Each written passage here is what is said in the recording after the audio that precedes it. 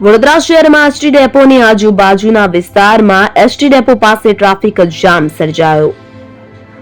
તો આજે ફરીવાર દબાણ શાખાની ટીમ એસટી ડેપોની બહાર દબાણ દૂર કરવાની કામગીરી હાથ ધરી હતી. ત્યારે આજે એસટી ડેપોની બહાર લારી ગલ્લા ઉઠાવીને દબાણ દૂર કરવાની કામગીરી હાથ ધરવામાં આવી હતી, કે જેમાં દબાણ શાખાની ટીમ સાથે સયાજીગંજ પોલીસ સ્ટેશનનો સ્ટાફને સાથે રાખી દબાણ દૂર કરવાની કામગીરી હાથ ધરવામાં આવી હતી. વારંવાર ટ્રાફિક જામ સર્જાતો હોય છે, ત્યારે આજે દબાણ શાખાની ટીમ પ્લેટફોર્મ નંબર 6 ની બહાર દબાણ દૂર કરવાની કામગીરી હાથ ધરી હતી, કે જેને લઈને દબાણ ઇન્સ્પેક્ટર દેવભાઈ ચૌહાણે મીડિયા સમક્ષ માહિતી પૂરી પાડી હતી.